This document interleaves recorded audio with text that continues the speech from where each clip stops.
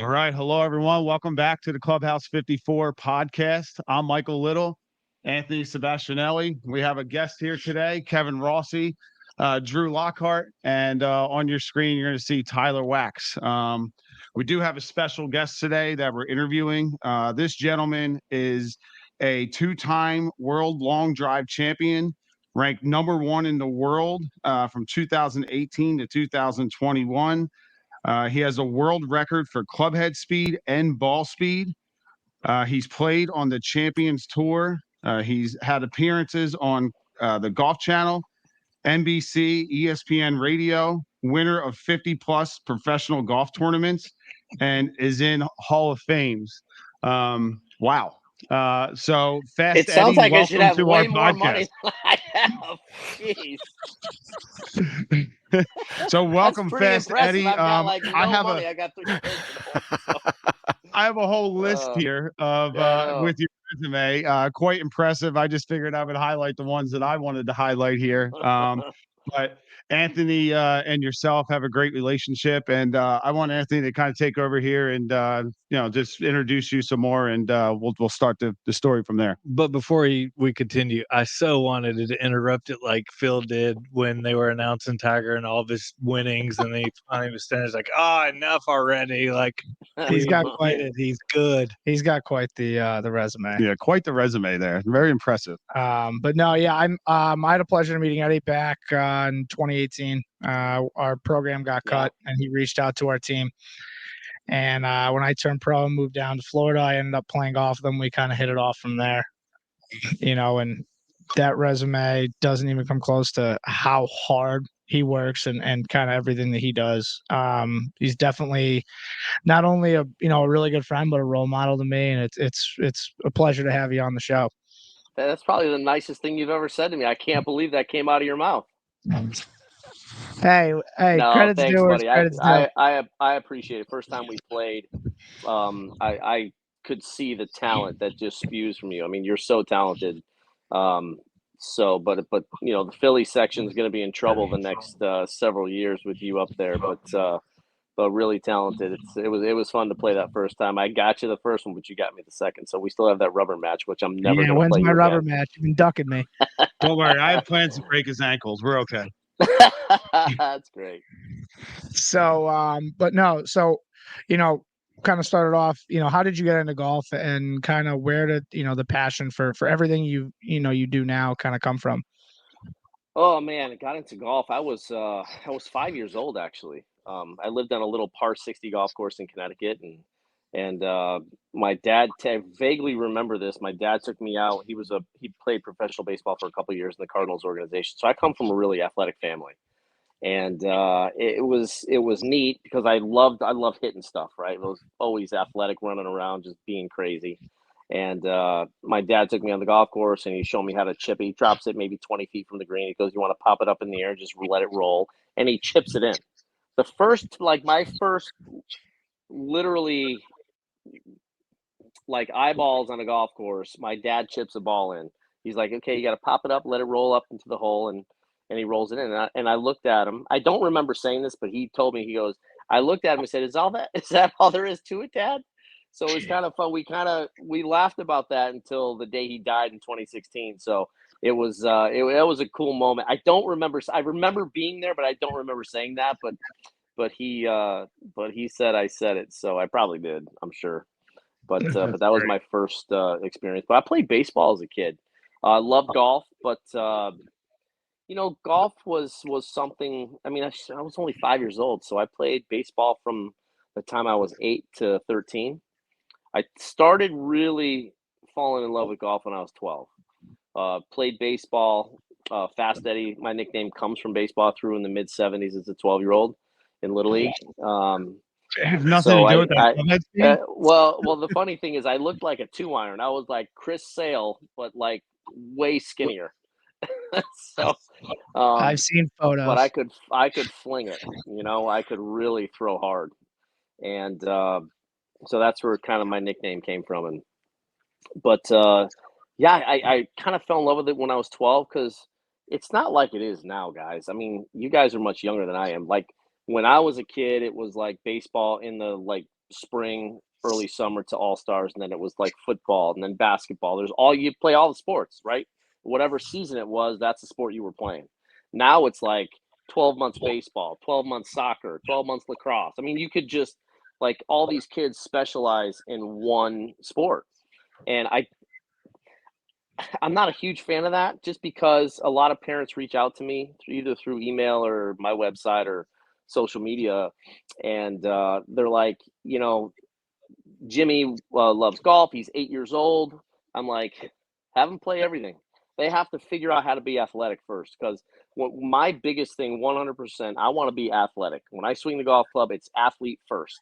That's it. I don't, I want to be an athlete first, and then, and then see the shot, feel the shot.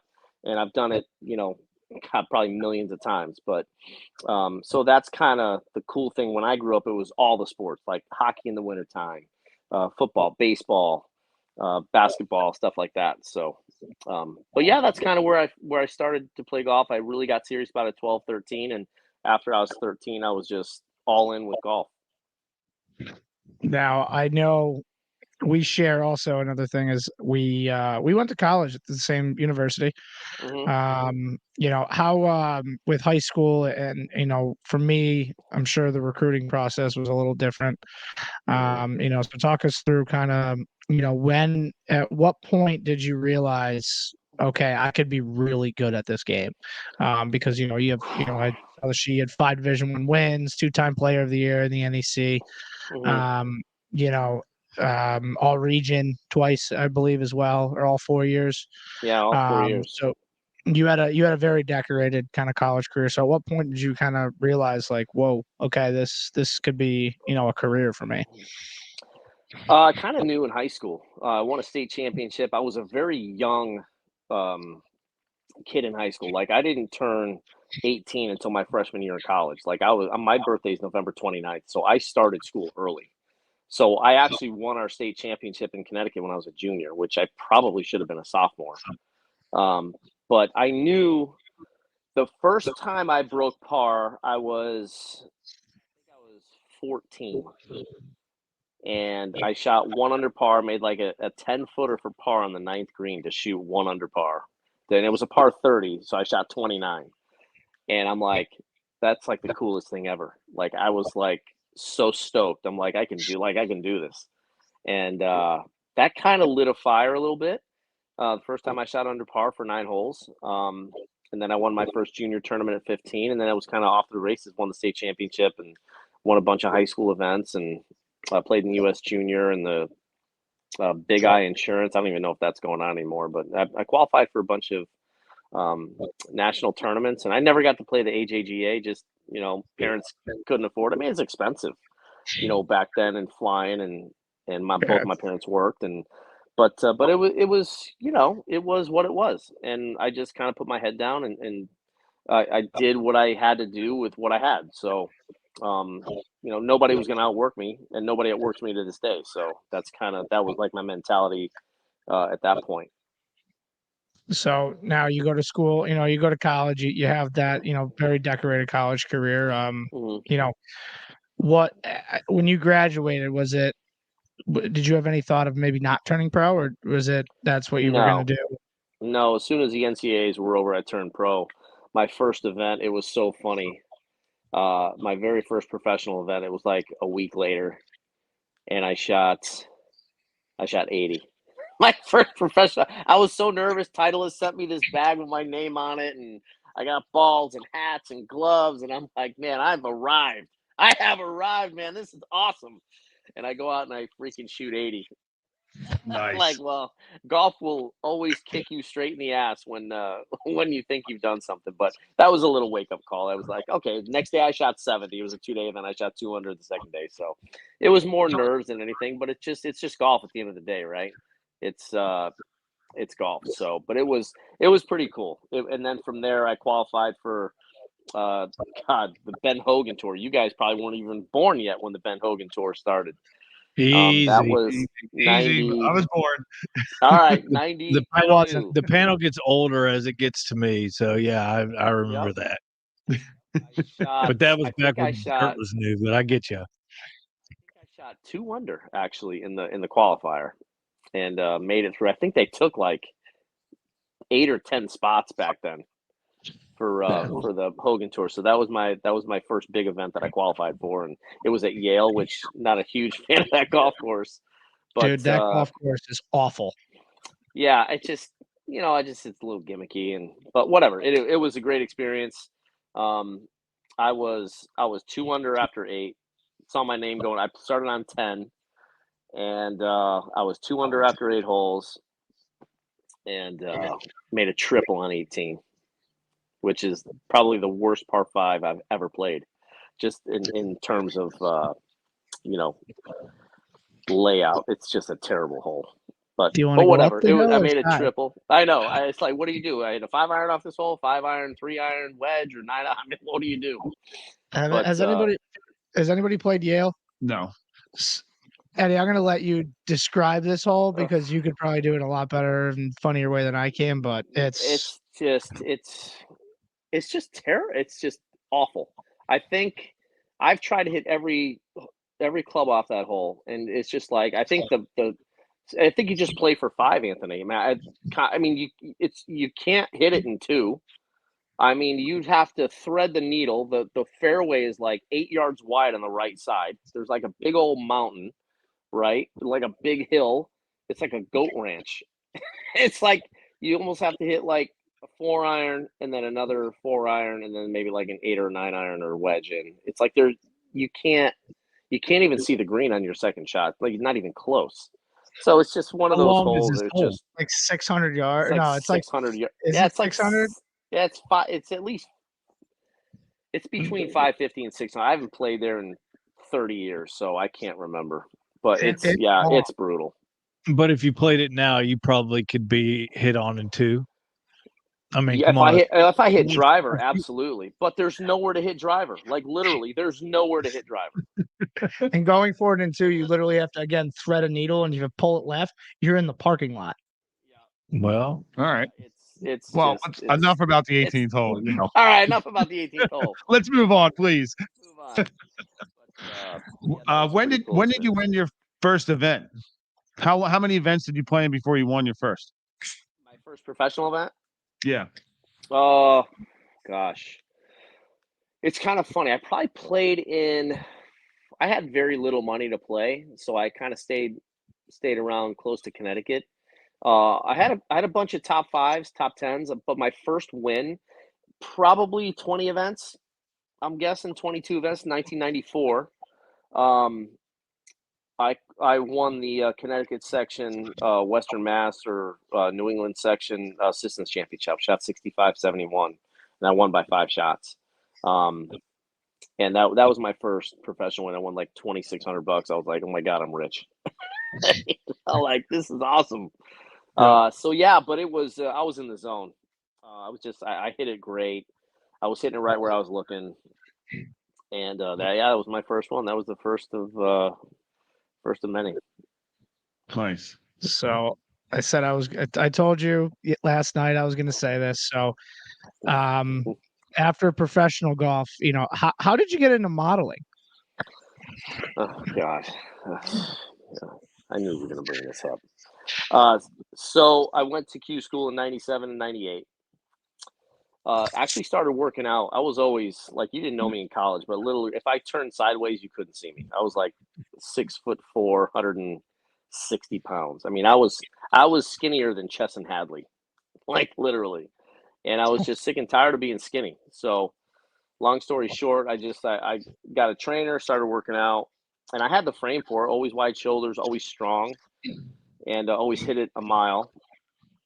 So I just started working out. I'm like, I want to be I want to look like that guy on the underwear box, and I did it. And so I was approached by a couple people and did a couple of modeling shoots and did a video with Gloria Estefan and didn't understand a word in it, but that was pretty cool. I did a few cool things, but that's kind of how I got in. It's crazy though, because like training. I mean, we talked about it and being a model and kind of having to do that. It's kind of a joke that I always say to you, but do you also feel like, with having to train and kind of having to really watch what you eat to kind of do those things kind of help you for what you do now, because of how much for training sure. and everything that goes into it? Yeah, absolutely. Well, my first trainer, it was huge because my first trainer, Carl Percival, he trained with the Texas Rangers for a couple of years. He was their strength and conditioning coach. And number one rule, we leave our ego at the door. We do what we can do. We don't try to impress anyone because nobody gives a crap anyways.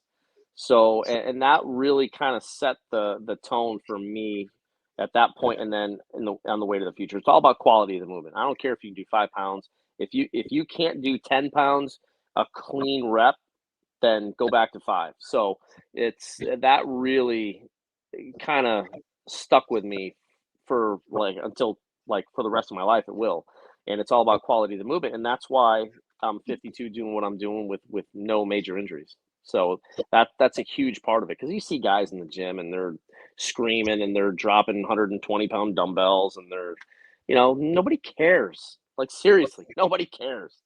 So, but you do what you do what you can do, and that's it. And if it's 20 pounds, if it's 60 pounds, if it's 180 pounds, whatever, and whatever makes you better, whatever makes me better on the golf course, whatever I do in the gym makes me better for either the grid or the golf course. So what kind of diet regimen do you have right now going on? I mean, like I sat back and watched several YouTube videos of you, and I mean, you've got the frame of like Ernie Els, but you're built. Ernie's not really that built. Pardon, Ernie, but I look at you. Sorry, Ernie. I look at you, and I'm like, man, I'm gonna be 52 very soon. I got to get something of what this guy's got going on. I mean, if you're selling something, bottle it up and send it to I know. It's mostly high noons, Drew. I have like 13 high noons a day. I go to Dunkin' Donuts, get like a dozen donuts, eat those, Just hit bombs. No, yeah. I'm serious. It's I'm dead serious. Like, I'm looking at you and I'm like, I'm envious. I am nowhere near, I could turn sideways and you can see my pot belly and everything, but I envy somebody that is, in shape, that it takes care of themselves, but yet I can't do it for myself. But it takes a lot of discipline. It takes a lot of will, and a lot of discipline. Doing what I do, if I get hurt, I'm not making any money. Can't do any appearances, charity events, corporate events, anything that I do. So I have to make sure that my body is in tip-top physical condition at all times. So I eat, like, for breakfast, for example, I'll do like pretty much everything organic. So eggs, I'll do oatmeal, like organic steel cut oats, fresh fruit. Sometimes I'll do like organic peanut butter on like a Dave's English muffin. Like, everything is, I try to eat as clean as possible, like, because it's so hard when you're on the road to find these places. And that's one of the reasons why this country is so obese, really. I mean, there's just fast food restaurant after fast food restaurant after fast food restaurant. And it's just so hard, if you're a fairly healthy person, to find something decent to eat, because all that processed food just sits there. Your body has no idea what to do with it. So, like, if I'm on the road, like, sometimes I'll see a Chick-fil-A and I'm like, oh my goodness, it's like the holy grail, because there's nothing. Like, I don't want to go into McDonald's because I know how that makes me feel. And it's just all relative, right, guys? I mean, it's, if you eat McDonald's or you eat fast food every day, 2 or 3 times a day, and you go to eating something healthy, your body's going to be like, hey, what the hell is this? Right? Same thing if you eat healthy and then you have McDonald's, your body's like, what the hell is this? So it's just a matter of, and it's hard sometimes. It's really hard, because sometimes I'm in a rush, and I sometimes I live on protein bars. Like, I'll go to the store and I'll get, a dozen protein bars and take them with me, because sometimes I get hungry and I don't want to stop and get a burger. I'd much rather have a bar and then go find something good to eat. So it kind of just holds me over. You write that down, Drew? No, I'm gonna rewatch it. I'm gonna listen to it, and I'm gonna get it. I'm with you. I'm with you, Eddie. But yeah, a lot of vegetables, a lot of fruit, organic chicken, wild caught fish, grass fed beef. So all that stuff. My wife is great. She she takes good care of me. So I don't know why, but she does. How did you get involved with the long drive? Oh man, so I just missed making the finals of PGA Tour qualifying in 04. My wife was pregnant with our first, Dylan, and after I missed it, I absolutely I played so well in 2004. I mean, I absolutely flushed it all year. Won 7 straight mini tour events.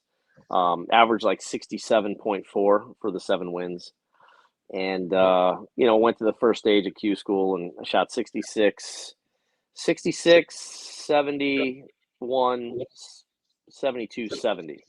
I finished like top 10 and kind of did what I had to do after that first round, just kind of cruised in. And Anthony, you know what it's like, right? Going to Q school. It's just like, you play a good first round and it's all of a sudden it's like, okay, you have to finish in the top 18. There's like 90 guys. They all can, like 95% of them can play, right? So it's almost like just kind of put it on cruise control. I mean, you want to kind of take some chances, but you want to keep it on cruise as well. So I was able to do that and pretty much easily get through the first stage. Second stage, I just wasn't as sharp. I just couldn't make anything happen. And then when you get behind the 8 ball in Q school, you got 36 holes to play and you gotta shoot 5, 6, 7 under over the 2 days, and you're not really playing that well. It's like, it seems like it's so hard to get there, but it's like when you're playing well, it's like, yeah, I can shoot 13 under par for 2 days. That's easy. Or it's not. It's just like the confidence thing is so huge in golf, and it's so that was kind of. I didn't make it to the finals. I was pretty bummed about it. I was 34 years old. That was my 5th trip. Made it to second stage twice. And then I was just like, I'm just going to get in the business world. And this is kind of where we'll talk about in a little bit, like my advice to kids or people. I'm just going to ask some stuff. Mm-hmm. So, yeah, I don't think a lot of people understand just the pressures that go through Q school, and I'm sure the second stage, especially when you feel like you don't have it, and then you have the pressure of Q school and the mental grind of it. It's exhausting. Yeah, it is. It really is. Look at it. You can play great for 51 weeks a year. If you don't play that great, especially now with how good these kids are, it's like, yes, it's like timing is everything. And you can't just go and play okay in Q school. You have to play well. And the golf is in a good spot. Like this tournament last weekend, the Honda, right? I didn't know, like today, right? Stuart Sink is playing, walking with Hideki front 9 at Bay Hill, and Stuart Sink is playing with Hideki, and we're walking down 4, and Stuart's like, Eddie, he goes, so we were just chatting a little bit because he's 49, he's going to be 50 in May, and we were talking about the U.S. Senior Open. I'm going to try and qualify in May, and he's already playing in it. He's exempt for it. But he's like, Eddie, it's crazy. He goes, I don't really know anyone out here anymore. It's like I don't, like, I show up to a tour event and it's like all these young kids, and it's like I just don't, like, all my friends are like either not playing or they're on the Champions Tour or whatever. He says it's just so different. He's like, the camaraderie is so different for me now because I had a lot of friends out there and they go out to dinner, and he's like, it's just different. All these kids and all these young guns are coming up, and but that's the passing of the torch, right? It's pretty crazy. Yeah. Mm-hmm. I went to the U.S. Open at for the senior U.S. Open at Saucon Valley this year, and looking at some of the guys that are playing that, they don't look like they're old guys. They look still young, and if I saw you out there, I'd be like, that guy does not look like he should be on this tour. Like he, yeah. I get it all the time. It's just the way it appeared, Then you see And then you see a guy like Jim Furyk walk by, and you're like, I can see why this guy's out here playing. He looks weathered. Yeah, but The he could still stress. play. God, he's such a good So that's player. fun. You know, just awesome. So, so when you started Long Drive, I'm going to say this, and I want you to kind of go through it. But when you started Long Drive, do you think do you think you imagined yourself in the position that you're in right now? Absolutely. When you first started? Absolutely. Because I was ready. I was ready. I went through a lot of tough times, and it was just it was really, really difficult with 3 little kids, and it was that really toughened me up. Like all that there was a 5-year stretch where it was like touch and go, almost lost everything. The crash of '08, I had a surveillance business, 2 locations, and it just went to hell in a handbasket. It was very, very tough. So we had to move from Florida, live with my wife's parents for a year with 3 little ones. And that was tough, man. Got back in the restaurant business, had to make some fast money, and that really toughened me up. And once I saw Long Drive on TV in 2003, so it had been 9 years since I had competed in golf. I maybe played 15, 20 rounds of golf in 9 years, maybe, but that wasn't my priority. So just that whole experience kind of prepared me for what was to come. And just like the toughness and the grit and the like, get the F out of my way, that brought that. Like when I listen to Kobe talk, I feel that. Like that's me, like mentally and emotionally. Like I want to rip your throat out. Like get out of my way. And this is so the whole story. 2013, I saw the World Championships on TV, and Tim Burke won, who's a friend of mine now. Great hitter. And I'm just like, man, maybe this is something I can do. I knew there really wasn't that much money in it, like winner take all, 250 grand, right? And I'm 43 years old. So I'm like, I had no idea what my speed was. I always knew I hit it really far, really athletic, always stayed in the gym, no injuries. So I Googled TrackMan Chicago when we were living up there. So I go in, Tommy Azuma with Smart Golf and Fitness, go up there. I think it was like $100 for a session.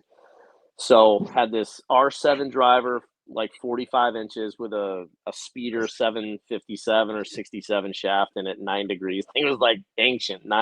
It's like 9 years old or 10 years old. And I put up 134 club, 196 ball speed. And the guys were like, wow, that's pretty crazy. And I hadn't really played golf. I'd stayed in the gym at least 2-3 times a week just to kind of stay. I knew I would kind of get back in at some point because it was my passion. But I think this kind of was the time. And then once they were talking, so they actually kind of sponsored me. So they let me practice at their facility, beautiful facility up there in Chicago. They have 2 locations, awesome guys. They're still friends of mine. They trained me, and they let me practice whenever I wanted. And they kind of gave me that start to where I didn't have to worry about paying for it, because it was like $1,500 a month to be like, it's a very high end place, and it's awesome. So Tommy and Joe gave me the opportunity to really get started, but I didn't do it until I talked to my wife. I'm like, look, this is what's on the table.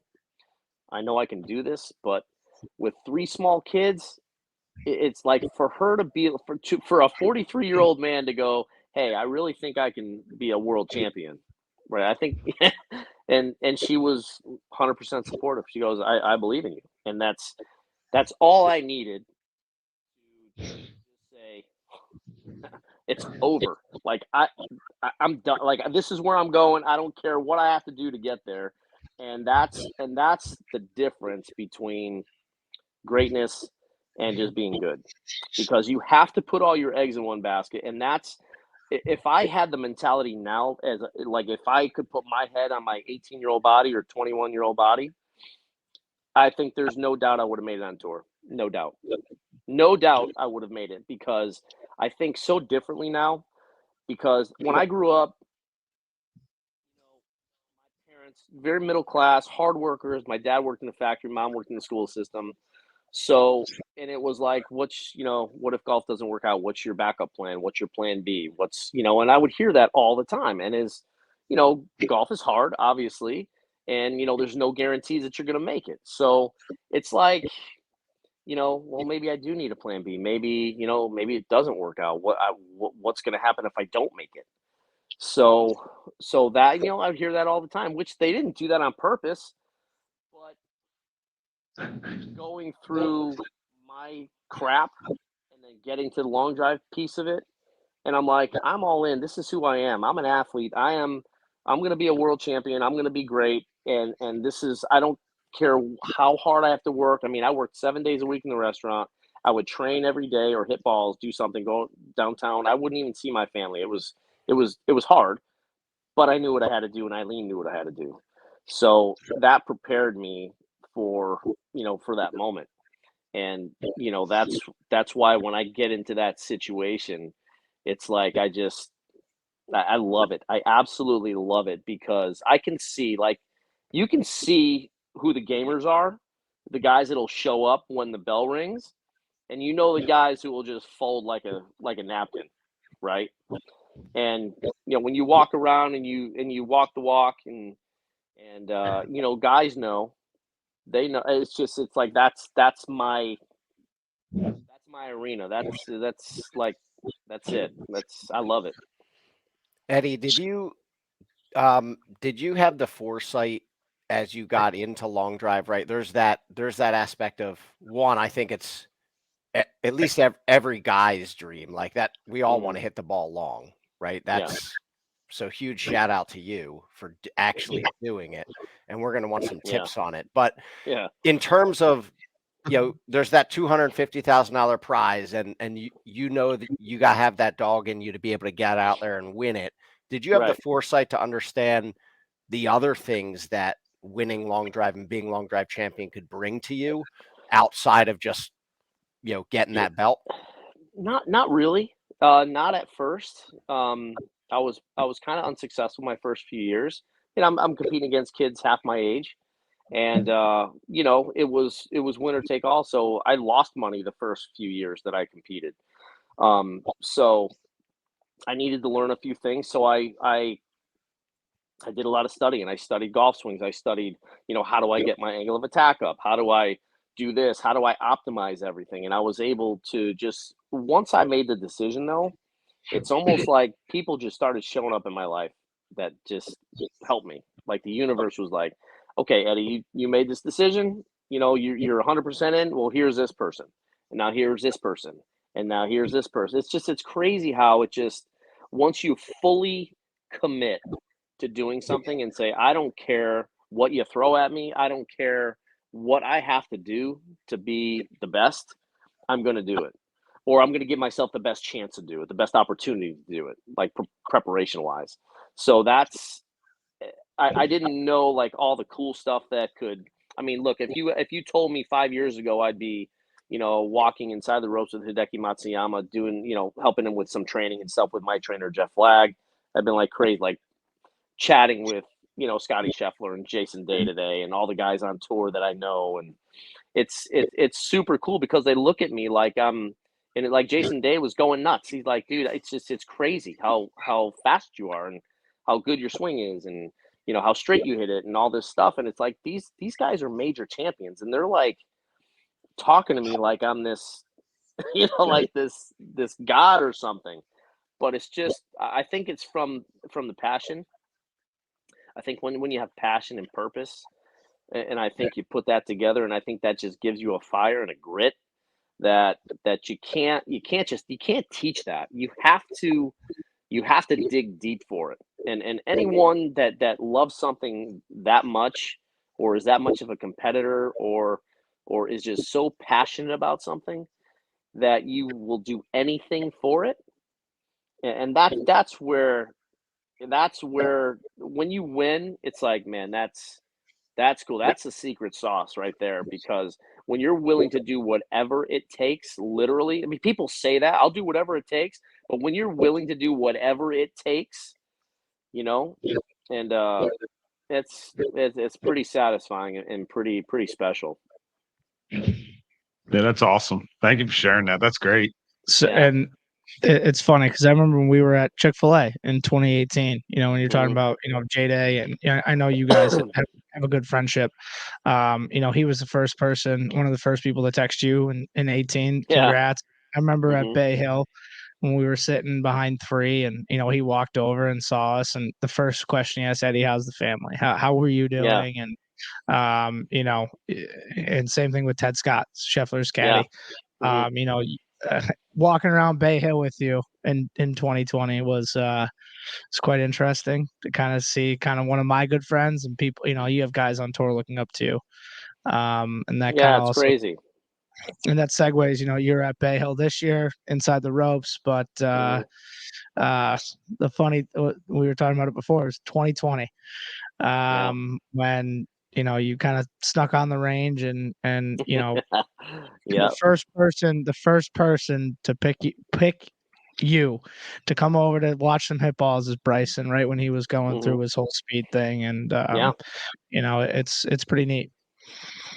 Yeah, it was cool. It was, he reached out through Instagram, said, "Would love to pick your brain." I'm like, "Well, I live in Orlando. I'll be at Bay Hill." This was probably like a month before Bay Hill, so I said I'll get out there somehow and kind of, was dressed like a golfer. I looked like a golfer, had some logoed shirts on, and they just opened the rope for me. I just walked right in, so I just kind of snuck on the range, and That's awesome. and just started talking to Bryson. So it was pretty cool. But yeah, that was pretty neat, because he was kind of at the very infant stages of real speed training, and we talked about being reckless in a speed session, and I see so many guys do speed sessions, and I'm like, dude, that ain't a speed session. You've got to be the intention of a speed session is you have to get after it 100% every swing. I don't care if you top it, snap hook it, snap slice it, miss it, whatever. But you've got to move your body in that club head as fast as possible. That's a speed session because when you can back it off, like I can swing a play driver 147 miles an hour, and I back that off to 132, like a stock smooth driver on the golf course, 132. And people are like, it's crazy that like 132, 195, 196 ball speed is stock. I'm like, well, yeah, but I can swing at 147. So it's not like I'm expending like not a lot of energy when I do that. It's very, very efficient, smooth. I feel like I'm just waving at it. And then I'll go up to maybe 137, 38, and maybe 203 to 205 ball speed on the golf course. That's about as fast as I'll go, even though I have more in the tank. But it's just like 145, it's just too fast for the golf course. Even at times like green light, like if I have a green light hole, I'll let it go, like a high 130s, but I'll never full out swinging 100% of the golf course, just for the mere fact of sometimes it's hard to control when I haven't been swinging that way like all day. You know what I mean? So like long drive competition is different. I mean, I'm on the range, is absolutely ripping it, and then you get on the grid and I'm just trying to go through those same motions. But playing golf is a little bit different. Do you grunt when you're No, doing your long drive? no, I don't. I sometimes I'll do some weird stuff, like I'll see video, and I screamed last year at one. I didn't scream at it. I kind of screamed at the ground, and it's just weird. So sometimes I get so locked in and so in the zone that, but I'm not. I don't really scream. There's a guy that screams, Zach. Zach, it cracks me up because when he's on the tee box with me, I don't know if he's trying to psych everybody out, but it fires me up. Like I love it. Like I beat him by like 55 yards in Utah in the final, and I'm like, dude, you got to stop like screaming because it just fires me up even more. It's pretty funny. I actually, if I remember correctly, I did hear some grunts that one long drive that you were hurt. And I remember I was sending you I was texting you photos of it when you what was it, your wrist or something? You had some sort of Yeah, tendonitis going yeah. on. It's so funny because, and I'll get into this in a little bit too, but the speed sticks. I'd never been hurt before. 2017, I started swinging those speed sticks and swinging at air. Probably the worst thing I could ever do. There's no resistance. There's no, the body needs a bracing effect when it hits something for your joints and everything connected. like my elbows were screaming. Like I got tendonitis in both elbows, and my wrists were really sore. And when there's nothing there, it's like throwing a wiffle ball as hard as you can. It's like, kicking a football as hard as you can with nothing there, kicking in air. So just think about what that does to your elbows and your joints and your shoulders and your wrists. And I talked to some orthopedic surgeons and people like that. So I developed my own speed system, which I'll be coming out with probably within 3 or 4 months. So I already got the ball rolling yesterday. It's going to be awesome. And I made up my own system, and it, got me up to 156 miles an hour and almost 230 ball speed. So pretty cool. But talking about your point, Anthony, in 2019, it flared up in August, 6 weeks before the World Championships. And unfortunately, I gave it everything I had, and I finished second in 2019. I could barely grip the club with my left hand. It was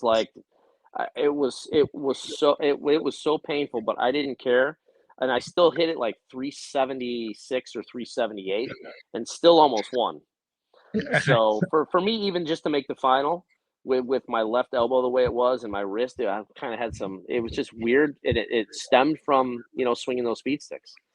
I remember the conversation we had right before that final day when I called you, and you were like, "I can't even grip the club right now." Yeah. I'm like, "How are you gonna get through it?" And you told me you're like adrenaline, and I'm just going. Yeah. Just what am I gonna do? I can't cry about it. Just go out there and sometimes you gotta play not at 100%. And plenty of guys have done it, but it would have been a cool story if I had won that one. But but it is what it is. I mean, whatever. I gave it everything I had, and came up a little short. But I beat that same guy by like 40 something yards in Rochester the month and a half before. So he got off easy that year. Nice. But it's all How's good, it different? How's it different from like a PGA Tour event, since you're there walking inside the ropes, versus a long drive event? Like, how's that atmosphere different? Oh man, it's funny. The PGA Tour, all the guys are like this. It's all like tunnel vision. It's so wild because these are the best players in the world, right? And it's all they're so focused on what they're doing, and they've got their coaches and their physios and this person and that person and all the just all the club guys out there, Callaway, TaylorMade, Titleist, you name it, Cobra. They're all out there, and they're like bringing stuff. Like Hideki, I'm with Hideki today on the range. Guy from Scotty Cameron brings in a Circle T. He gives it to him. He brings it back to the van, brings it back out, bends it a little bit, maybe puts another weight in there. Hideki feels it, and he's like, "Okay, that's good." It's like just like a $5,000 putter, if not more. It's just nuts. It's like a kid in a candy store every week. Like you can try whatever you want. There are 500 putters all around the putting green. It's nuts. And Champions Tour is definitely more laid back. It's definitely more of a not a swan song, but it's and those guys are still competitive, man. But it's different than the PGA. PGA Tour is cutthroat. I mean, those guys want to win. I mean, they're good. They're really, really good up and down that range. I mean, and there's a few guys like we talked before. Rory hits it different. It's just different the way Rory hits it. I mean, it's very, very impressive. Hideki, when he's on, it's really, really good. And when Tiger was in his heyday, it was the same. I mean, just in my opinion, he's the GOAT. If I had to choose between him or Jack, I would choose Tiger. I saw Jack play. I think Tiger had the more complete game. And but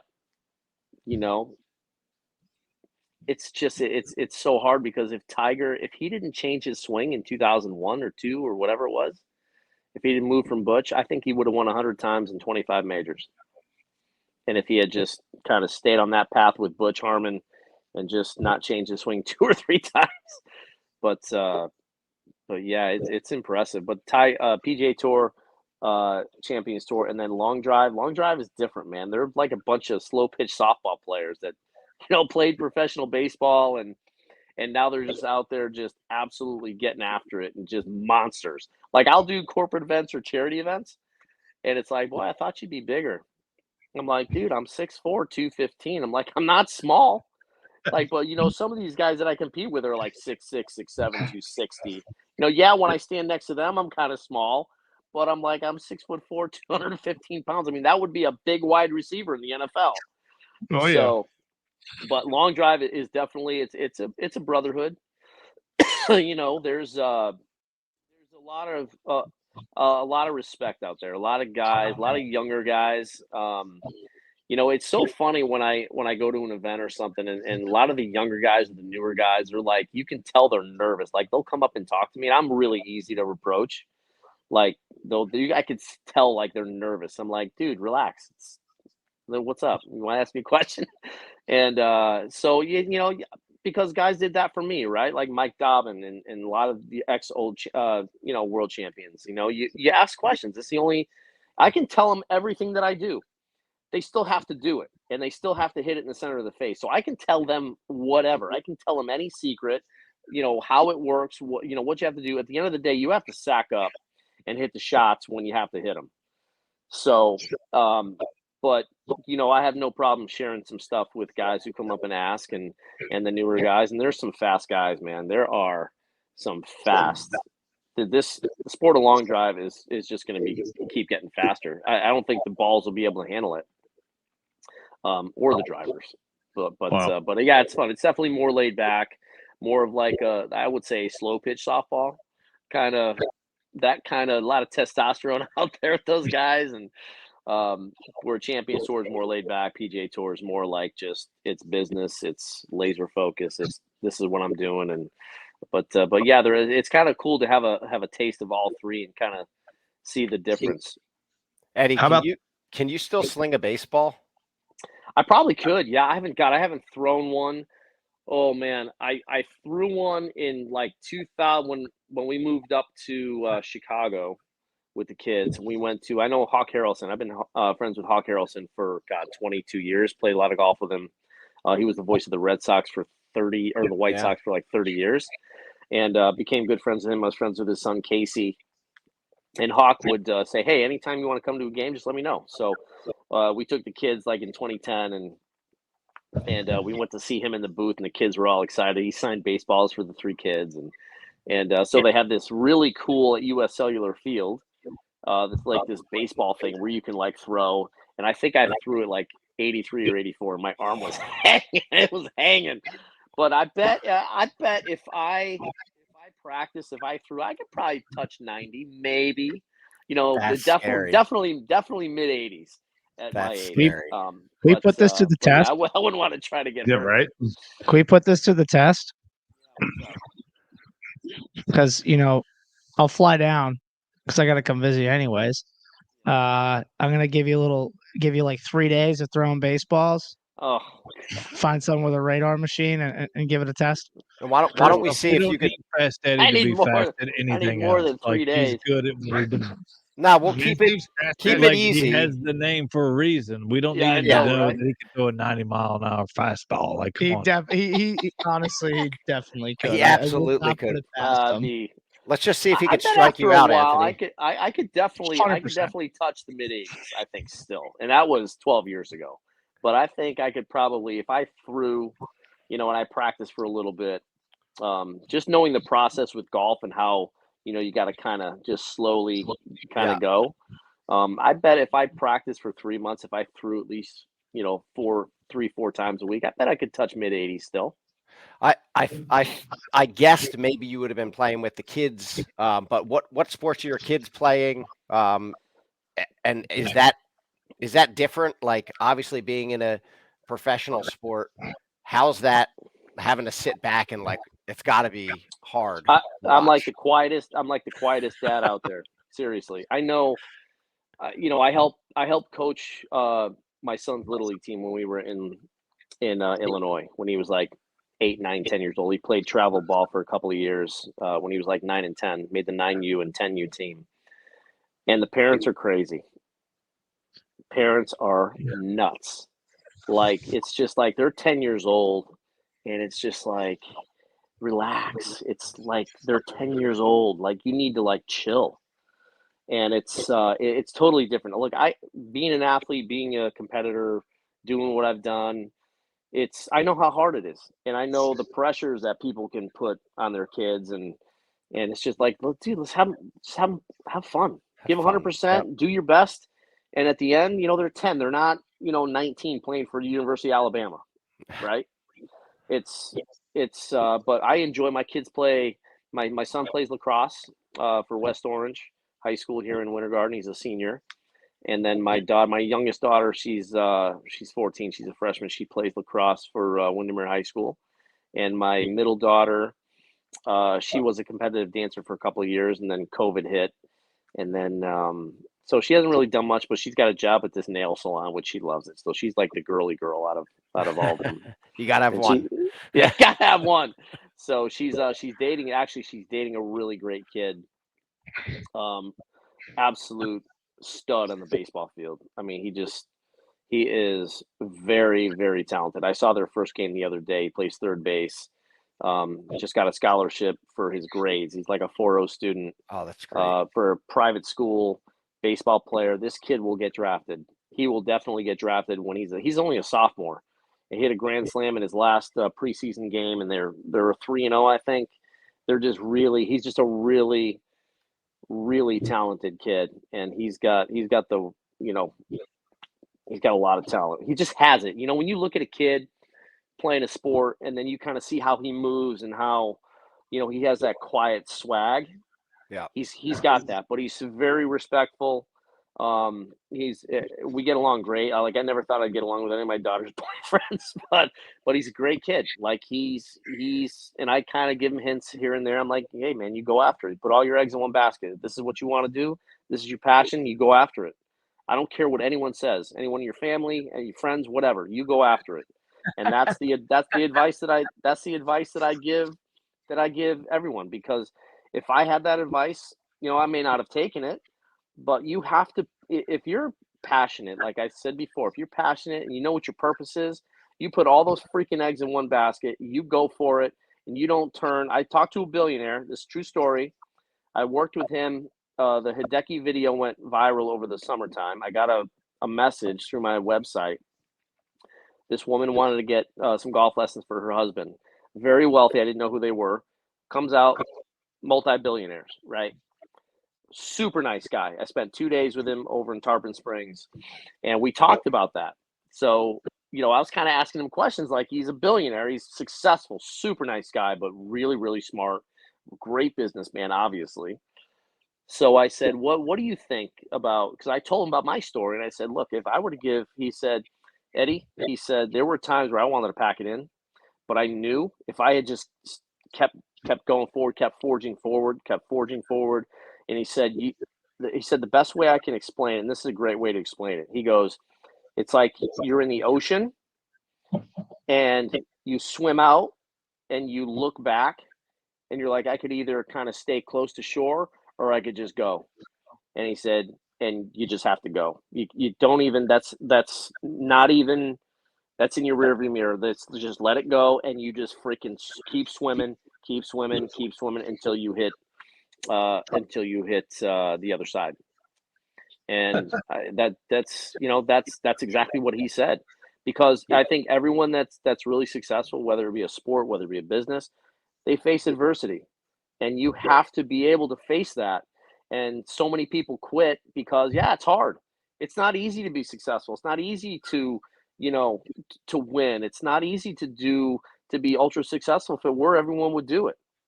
So, but all your eggs in one basket, that is by far my best advice for anyone. And if you have to be really passionate about it, really passionate, and if you know your passion and your purpose, you freaking put it in you. If you run out of eggs, go get more eggs. I love that. Can we have a conference call with my wife? What'd you say? Can the three of us talk about just putting all our eggs in one basket so that she can understand exactly what I've been trying to tell her, but she's like, no. Come on, Eddie. Like I didn't hear a yes out of you. I know. Yeah. We'll talk about it. What's funny about hearing that though from you is I remember Indian Valley. It was your first competitive event, like actually playing event. And I think it was like 6 or 7 years. And we played the practice round together.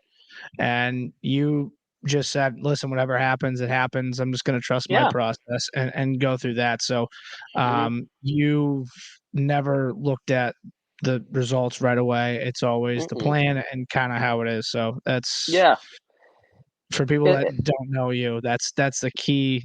100% what you're saying is, you live it.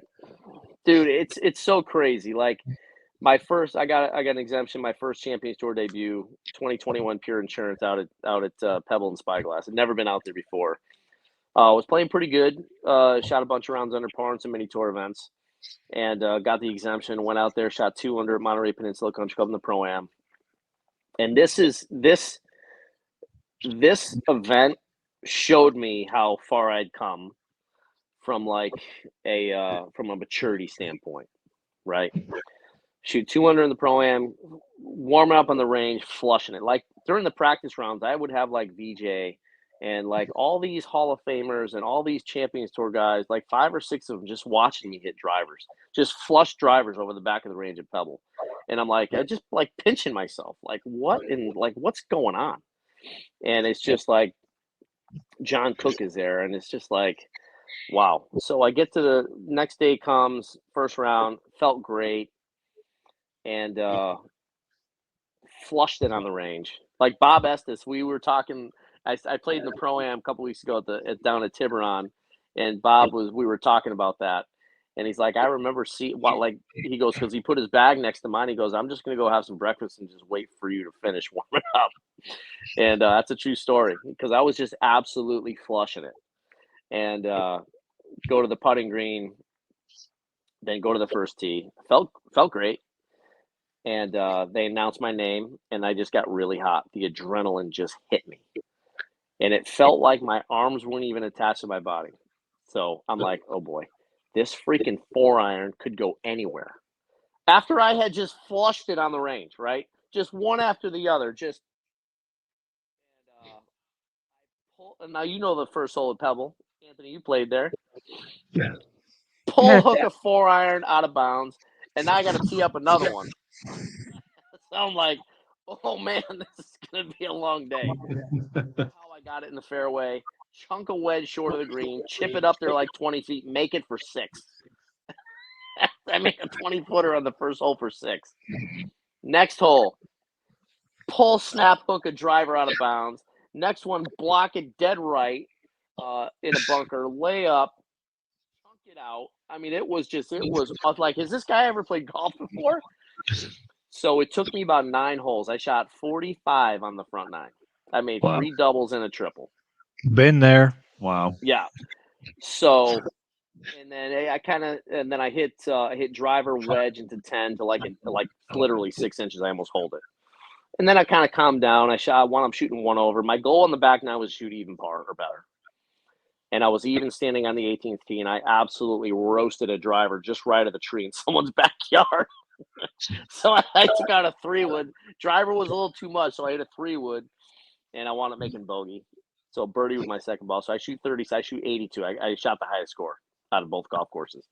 I wasn't embarrassed one bit. Now, if this were 20 years ago, I would have been like, I can't believe I just did that. I'm so embarrassed. I mean, I'm better than this. What is going on? I wasn't like that at all. It was like, okay, all right, glad that's over. So what could I do differently tomorrow? So I knew, like, right from that point, like, wow, I've really matured. Like, my wife doesn't think I've matured, but I'm like, from a golf standpoint, I've really matured. So shoot 82. Next day, okay, what did I do? What can I do differently tomorrow? Because I know it's coming. I know what to expect. You know, that was the first round in 17 years. Like Graham McDowell, I talked to Graham, and he's like, he helped me get the exemption. And he's like, there was always going to be a first round, and it wasn't going to be easy. So I said, yeah, I mean, it was, but I'm like, I'm glad for that experience, right? Next day I go out, I slowed everything down. I woke up, brushed my teeth slow, ate slow, drove slow, warmed up slow, walked to the 10th tee slow at Spyglass. And you guys know Spyglass is way harder than Pebble. Way harder. It is a really good golf course. I go That out. first tee shot's so hard. Yep. And I shoot 68. I shoot 4 under. And I tied the lowest score of the day. So, and I weathered the storm early. I made a I made a 5-footer on number 10. That was my first hole for par. 11's a par 5, isn't it? 11's a par 5. I hit Yeah, drivers. dog, like I hit right. driver 7 iron. Just hit the top of the bunker. I birdie 11. So I kind of off to the races. I played really good. I shot 32 on the back 9. Shot 4 under, and then I shot even on the front coming in. But I just knew that. Look, it's golf. You know, that first day, that first 9 holes was really that adrenaline rush. The holy shit, wow, you know, this is so cool. And it didn't bother me one bit. I wasn't embarrassed. I was whatever. I shot 82. Who cares? Like, nobody cares. So, and then I shot 4 under. I tied the low score of the day at Spyglass. So that was really, really cool. A lot of the players were like, dude, great round. That was playing hard. And it was like 50 degrees, blowing a little bit, not crazy, maybe 10 miles an hour, but it was raw. The ball wasn't going that far. Thankfully, I hit it as far as I do, so I had a big advantage. But I putted great. But that was when I knew that, yeah, I can play with these guys. Like, if I have an opportunity to play with these guys on a regular basis, I think I can do really well. But that was a cool experience, just to know, like, from a personal standpoint and a competitive standpoint, that yeah, I've come a long way, rather than like throwing clubs or getting pissed or, you know, whatever. It is what it is. You can't change anything. So my attitude has gotten so much better, thanks to, you know, my mental coach Paul Doolin, and he's been great with me, and yeah, man, it's just, you have to just accept it no matter what. No matter if you hit it a foot or you snap hook it out of bounds, you got to take everything as evenly as possible. A lot easier said than done. It is. It is. And so you just coach, like so you actually have somebody, and you know, that helps you through, you know, your routine. If you kind of want to expand on that a little bit, because a lot of the game is mental. Yeah. You know, I'll be one to say that, you know, I step on the first tee and I don't care who's around me, and my boat hole is tight. You couldn't get a dry spaghetti noodle up there, man. It's tight. Yeah, you know, it's funny, just like what I was saying before. It's like people just show up in your life. Like, I made a commitment, I made a decision. This is what I was going to do. I didn't care what I had to do to be successful. We moved back to Florida in 2016.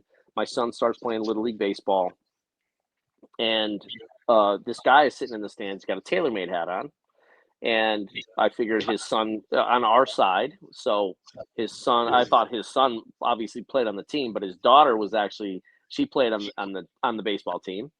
So his name is Paul Doolin. He mental coach for a lot of LPGA, PGA Tour, Corn Ferry guys, and we just kind of hit it off. And you know, it's like, it's so funny. Like, what are the odds, right? What are the odds of that happening? Like, it's not like a lot of things. Once you actually put it out there, it's like, then all of a sudden it's like, okay, here's this guy for you, and he's like the best. Like, he is absolutely, he's non-judgmental. I talk to him all the time. We have a great relationship. He doesn't sugarcoat anything. So we devise a plan, and it's like, you know, and I go execute it. You know, I take it all in, and it's worked. It's amazing once you're all in. It's pretty amazing. What are some of the things you guys talk about, like, to help you with that? Preparation, quality over quantity.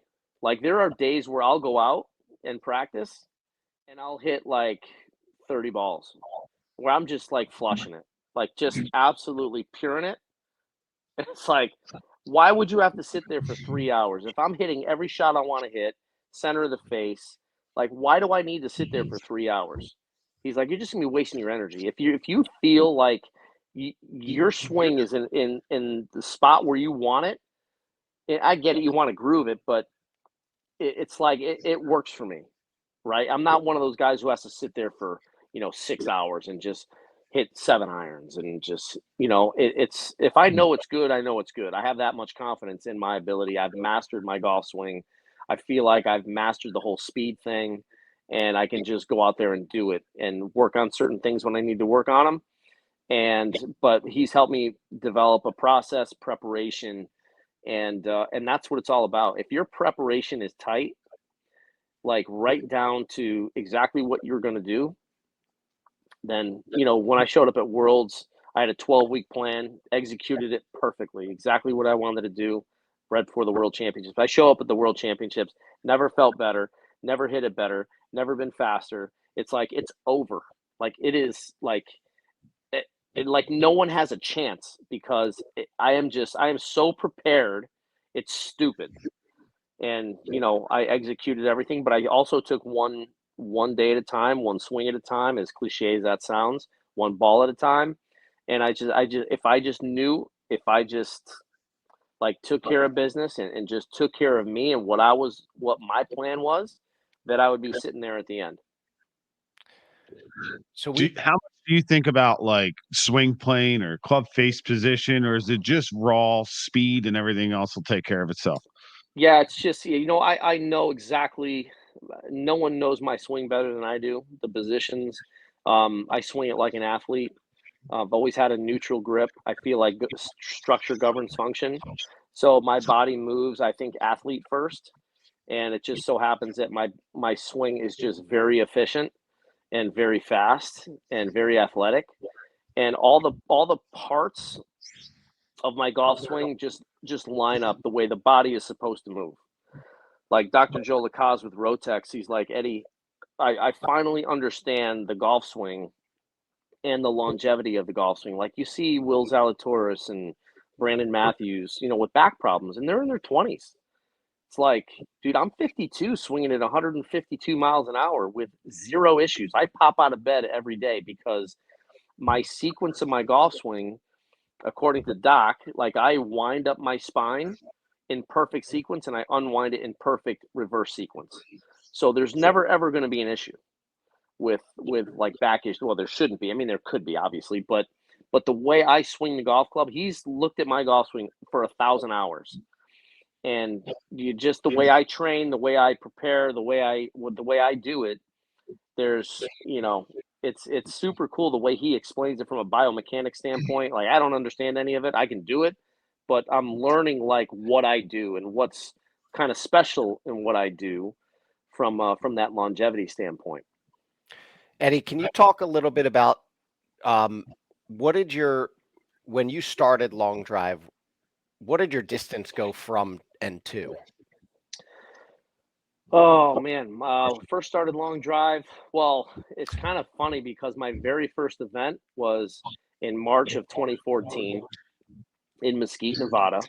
I was the first one on the team. I was like a little kid. I was so excited to compete, and it was downwind about 15 miles an hour, and I was probably swinging at about 140. 140, maybe 205, 208, somewhere in there. Probably 137 to 140. And like 3 of the first 6 balls I hit were like 428, 435, and 436.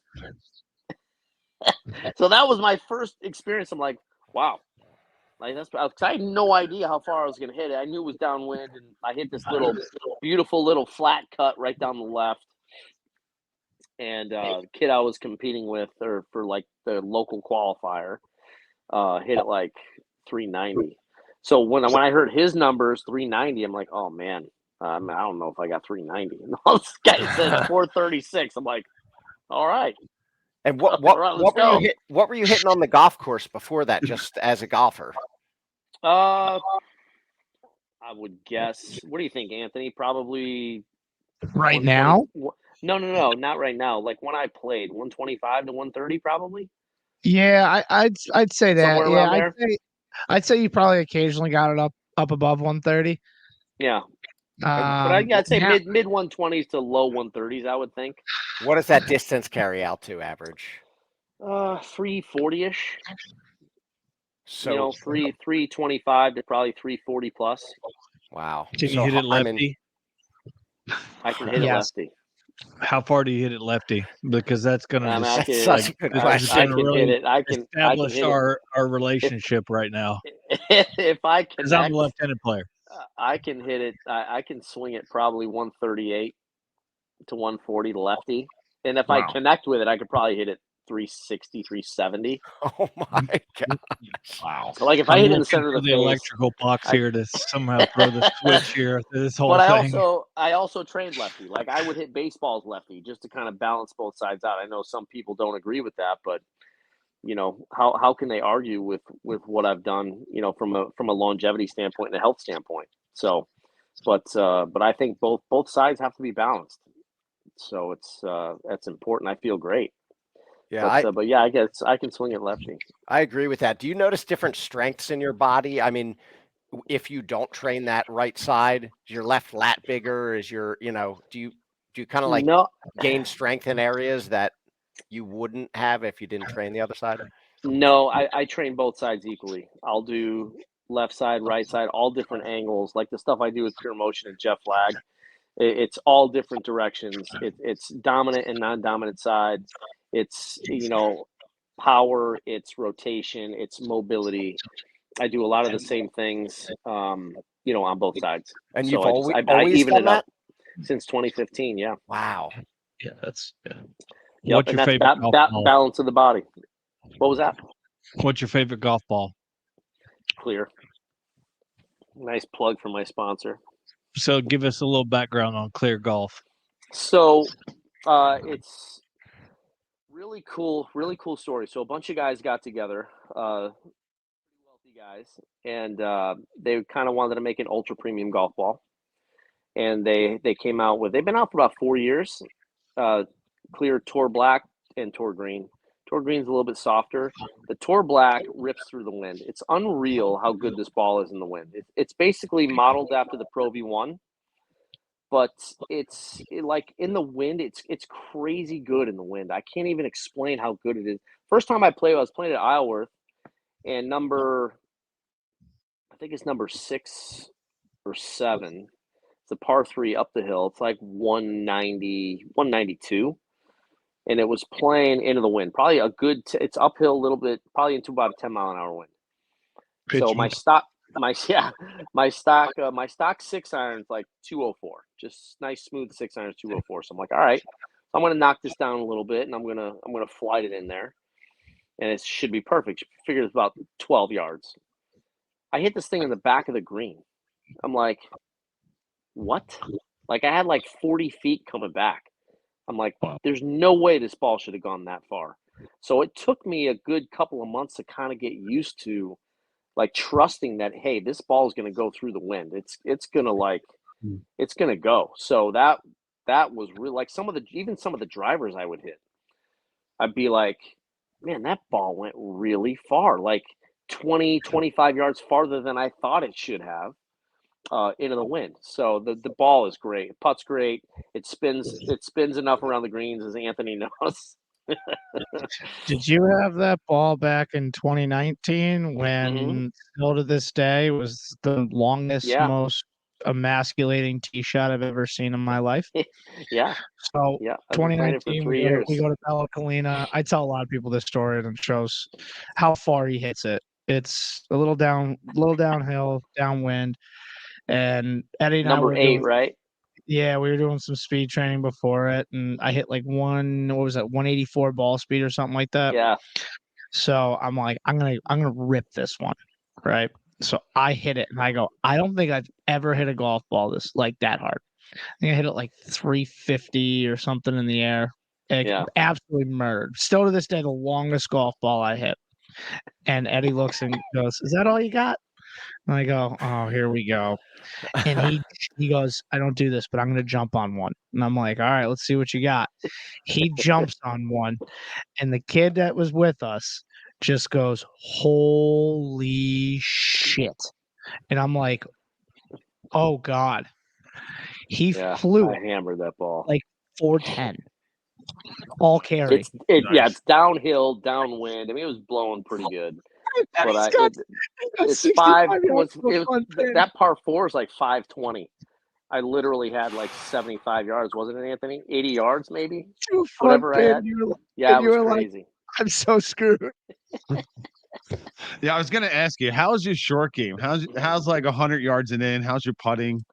It's good. It's good. I've definitely, my short game is is pretty solid. Gross. Yeah, it's better than people would probably think it is. I can hit all the shots around the greens, and my putting, I've finally, like, within the last 6 months, I've just, because I'm so athletic with the driver and hitting irons and hitting shots and around the greens and wedges but I've always been like this robot when it gets to putting, like, making sure this is in alignment and making sure the club face, and it's like I threw all that away. Now I just use my eyes. I just grab the club, make sure it feels good in my hands, make sure a couple of points are fine, pick out my line, and just let it go. Seriously, that's all I've been doing. I made 8 birdies at Golf for Cops back in December, like 45 points in Stableford, and it was crazy. It's like it's so much freaking easier to do that and just get all that crap out of your head. And like I'm just being athletic on the green now. So when I get back to playing again, I'm super excited to just get a solid routine and be athletic. That's all I'm going to focus on. Is Brian Davis pretty good. happy? Anthony can talk about my short game a little bit, probably. Is Brian Davis happy about your putting now? So you're not going to drag him to Edwin Watts to go look at 1,000 putters? Oh my God, I know, that was funny. That was No, but Eddie could spin a wedge around the green. It's pretty gross. yeah. Eddie, is there an Yeah, adjustment to going from like long drive or stepping on it? Similar to, basketball, you have the 3-point contest that wrecks a lot of guys' shots. Baseball, you have the home run derby that wrecks a lot of guys' swings for a while after that.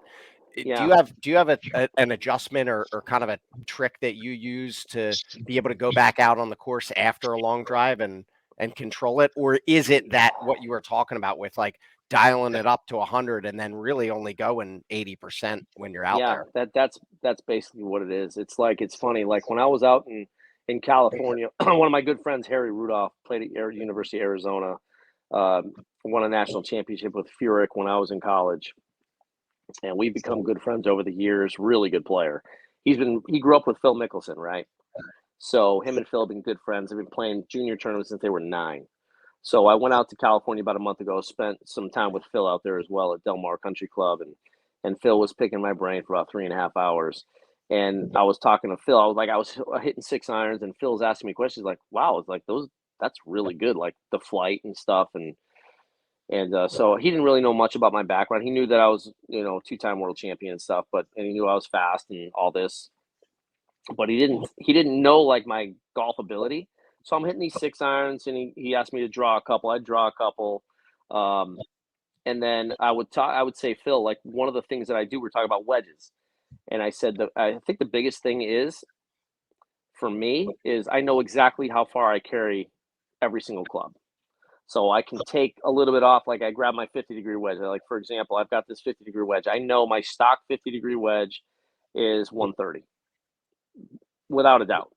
So if I have a 123-yard shot, I'm not going to jump on a 55. I'm gonna take a little bit off the 50. So I'll grip down about an inch, and I'll just think of 123. So I'm thinking 123. I'm feeling 123 yards, how far I have to take it back.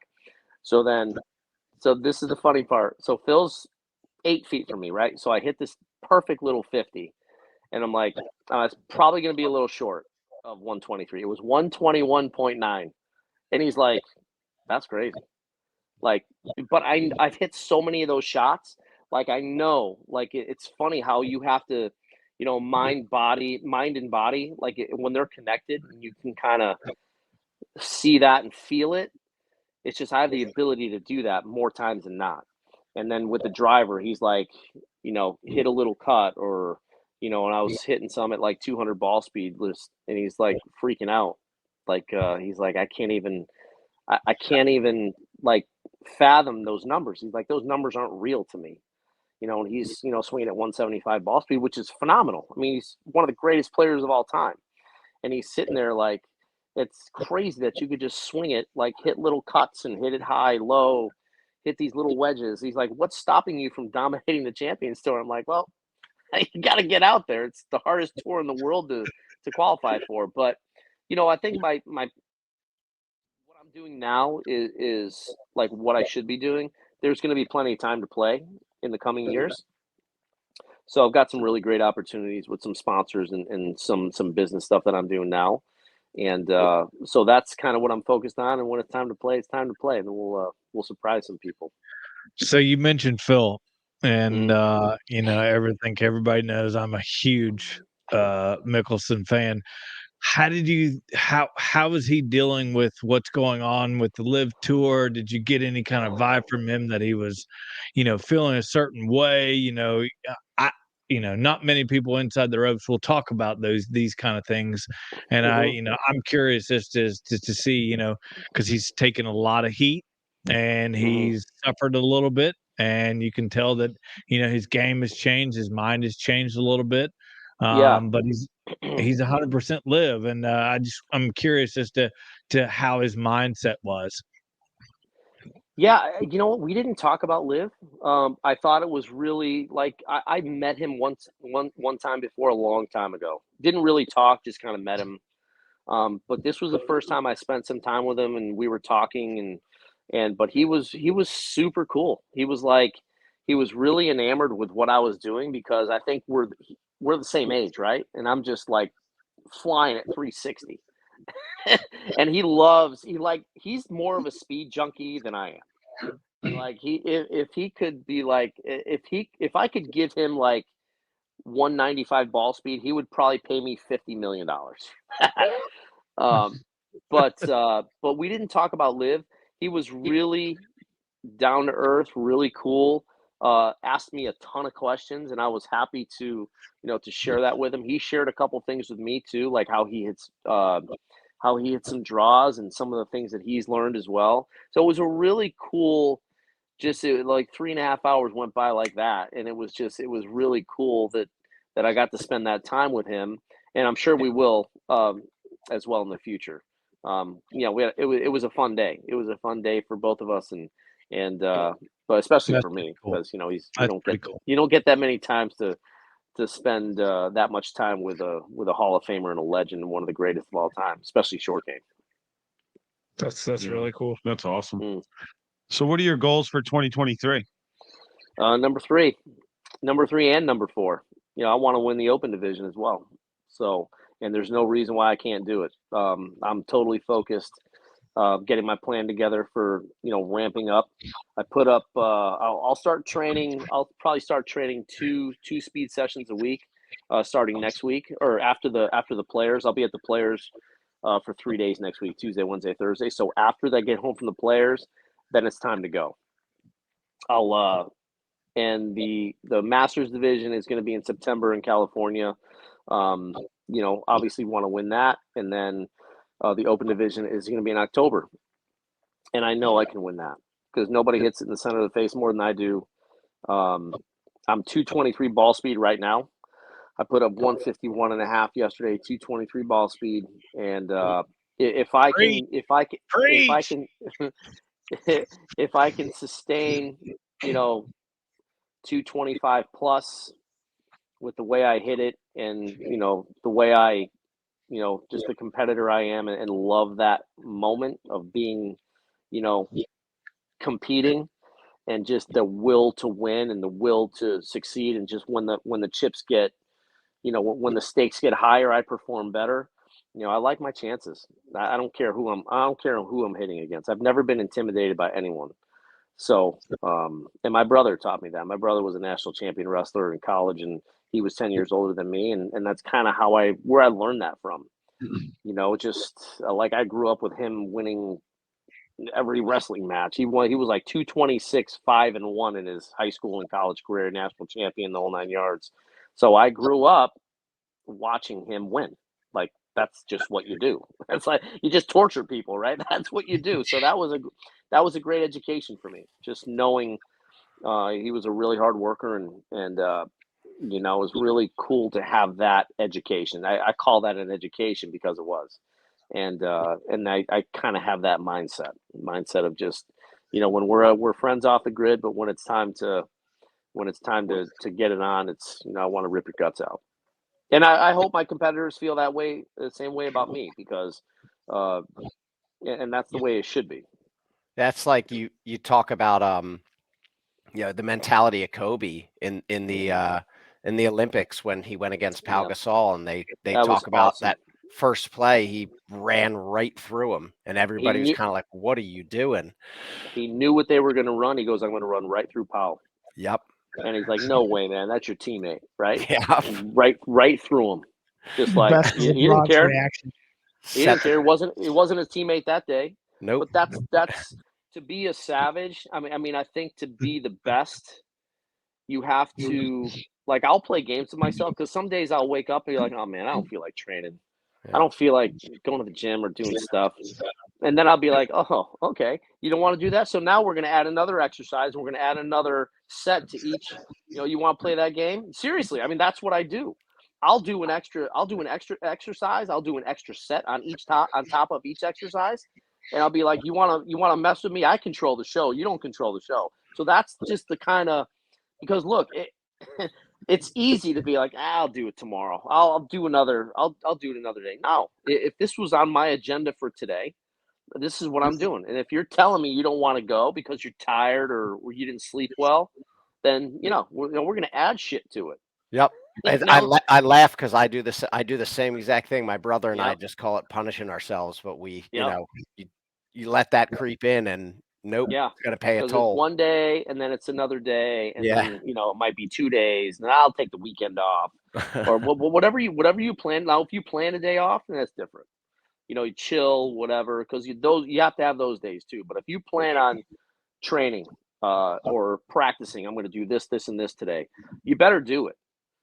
Because you control the show, unless something obviously, something arises, or family wise, or if there's an emergency, that's different. But if you plan on training or doing something, you better do it. I know I do. So that's what separates the greats and the guys that are successful, because I think once you do that, and once you're that tough mentally, then you can overcome anything, any adversity, either whether it be when you're competing or life or whatever. So that's awesome. Sounds like golf needs more Fast Eddie Fernandes. Yeah, man. Honestly, yeah. Hey, man, it was tough. I went through a lot of personal stuff, financial stuff for a bunch of years, and it was hard. And scraping, change together to go buy diapers and formula. I mean, it was hard. It was a hard time. And that's what makes you tough. That's what made me tough. Like, if I can get through that, are you kidding me? This is a joke, right? Competing and going out there and winning a world champ. Not a joke, but you know what I mean? It's like, this is that was pressure. Pressure trying to, keep the lights on for another month. So, those are the things that I think really, that's where you find that grit, right? The grit that you need to be successful, to get through life. Sometimes, it's a few-year period, and you got to dig deep, because you not only have you got your wife and your 3 kids that are little. Be like, dude, you got to figure it out. You got to just dig it in the dirt, and I never started drinking, never, blamed anyone. Just, it's like, okay, here we go. We got to get through it. Because I knew what at the other side, right? Hard times, it's house money from there on, right? Yeah, for sure. And now it's like, I look back on it, and I'm like, man, I am grateful for that, because that's made me one tough son of a bitch, and I will not go down without a fight. So, but I think that's what Kobe and Michael and Michael Phelps and I've got to talk to Michael Phelps. I've done his event several times, his charity event. We've talked about some of that stuff, and it's, that's what separates the greats from the legendary ones. It's like, it's time to go. When it's on the line. Like this past Worlds, I was in such a zone. I was so calm in that final match. I absolutely flushed every golf ball. I only hit 5 out of the 6. And it was like, I was just in such a zone. I was so confident, and just, it was wild. It was almost like everything was in slow motion. It was the coolest feeling ever. And, but that's what you train for. I knew my preparation was perfect. I knew I did exactly what I had to do. There weren't any nerves, because I knew that I prepared exactly how I needed to prepare to be successful. That's awesome. Yeah, that's great. Very Awesome. inspiring. Absolutely. So Eddie, Thanks, boys. we do a rapid fire here on our show. All right. And we're gonna start that with you here. So All right. Your favorite golf course or club? Marion, Pennsylvania. My It's right favorite. down That's number one. Right down the street from Yep. us. Love it. Oh, That's the I know rapid fire. I won't answer that question. Go ahead. Keep going. Favorite golf club to use? Driver. I was gonna say that's a layup. I mean, come on. Right. Shouldn't even ask that question. The 1 iron. You never know. Maybe it's like an 8 iron or something. You No, never maybe know. wedge. Yeah. The 7 wood. Hey, I have a 7 wood in my bag. Easy, all right? Hey, Not those as 7 long woods as are you. freaking good. Favorite golf hole? Oh, my goodness. My favorite golf hole. Probably. I made it. Well, probably number 8 at Pebble. Yeah, number 8 at Pebble. I was going to say 7, but I made a double there in the tournament, so I'm going to go 8. That's great. Your But best just that. round? What was that? Best round and where? 10 under par, Bella Colina. Favorite halfway house snack? Better not say hot man. dog. Hey, no, any of the Discovery Land properties, comfort stations, they literally have every food on the planet, every snack, I mean, it's crazy. They had these like grass-fed like skirt steak tacos last time I was there. These places are so like I've been telling these insanely people at the tournament having crazy. taco stands. Like, come on, it's the real Yeah. deal. Yeah, I mean, it's just if you guys have never been to a Discovery Land property, I mean, they're called comfort stations. There's every food. I mean, it's nuts. These properties are so high end. It's ridiculous. But like, yeah, Where's that at? What state? Well, I think there's 38 properties. They just purchased 50% of Clear Golf.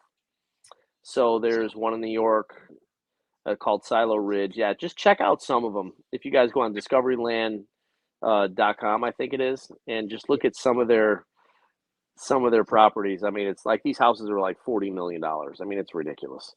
Wow. And it's just the golf courses are perfect. I was just out in Palm Springs at the Madison Club. Just ridiculous. Wow. So incredible. Never heard of them. Your dream foursome could be dead or alive. Oh, wow. Ben Hogan. Ooh, man, that's a tough one. I've never been asked that before. Tiger, Ben, and probably Bobby Jones. That's a first. Throw the am in there. Yeah, that's a first. Love that. Yeah, that's yeah. I would say those 4. I would Those are love 3 to of see you hit their clubs. Oh my goodness, I know, huh? Break them. Could you imagine? Yeah, imagine if they saw that kind of speed. They would break. Did you ever hit the square driver ever? I think I've hit it before, like that square, like the old. Yeah, like the Callaway made one. Nike made one. Did you ever hit? TIQ or something? Yeah, I've hit it. It wasn't very good. That thing was ugly. Yeah. Yeah, you got to like what you're hitting. It's a box. Dude, the 3-wood was really good. The 3-wood was actually good. I bought into it. Yeah, I'm the 3-wood actually was into good. it, and it didn't go well. I don't know what happened to that club. I tried to hammer to get longer. That's what I did. Did you yell at it too after you hit it? I did yell at it. No, I need your help, Eddie, because I'm not long at all. I'm actually having a lesson on Monday to try to get a little longer, but I've been using those speed sticks. So when you said when you were giving the story about the speed stick, I'm going, no wonder my elbows are hurting me. Okay, I get it now. All right, well, I'll throw them away. So I'm gonna be hitting you up for some pointers on how to get a little longer. I'm known for being the shortest guy in this area. All right, well, we got to change that. Yeah, that's all good. I'll still beat him, so I don't care. Our last question. This is for Drew and Anthony. Favorite on-course cocktail? Probably High Noon. Seriously, honestly, it is. Like I have I'll play an array Lake. of them in front of me right now. The worst flavor is watermelon. Shout out to Hot. What? Disagree. Dude, that's like you're sucking on a watermelon rind. Like it's just like you're just sucking it's no more pink. It's more white and green now, and that's what you're sucking on. And they've somehow put it in a can, and that's what the watermelon flavor is. You know what? The best flavor, since we're talking about High Noon, is peach. And every time I see it, It I'm is like, good. you're a peach. No, you're a peach. And Yeah, that's so- how I drink my High Noons. He's only had 5 of them tonight. Oh no, Yeah, I don't drink very often on the golf course, but like a couple years ago, I'm playing with GMAC out at Lake Nona, and he like bogeyed the first hole. He's like, screw it. So he grabs a Coors Light. So I'm like, I'll have a Coors Light. So then we would play every once in a while, and then he didn't drink every time, but then we had a few High Noons, and I'm like, man, this is really good. That was like my first introduction to High Noon. I'm like, man, this you is need to call out really good. They can put a patch on your shirt and everything, man. Like I know. Like you need to reach out to them. Yeah, If well, I talk to them, I'll tell them to call you.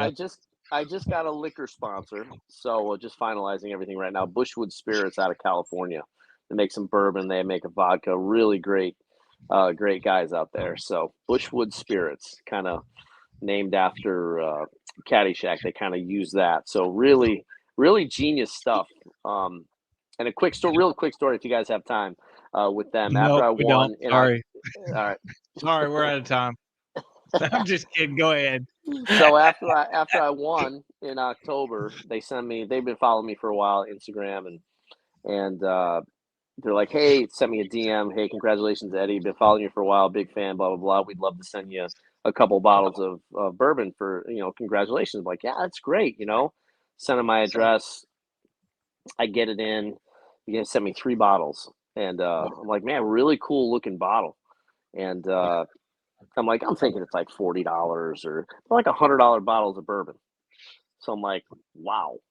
So I looked it up and I'm like, tasted it. I'm like, I like some bourbon every once in a while. I'm like, man, this is really good.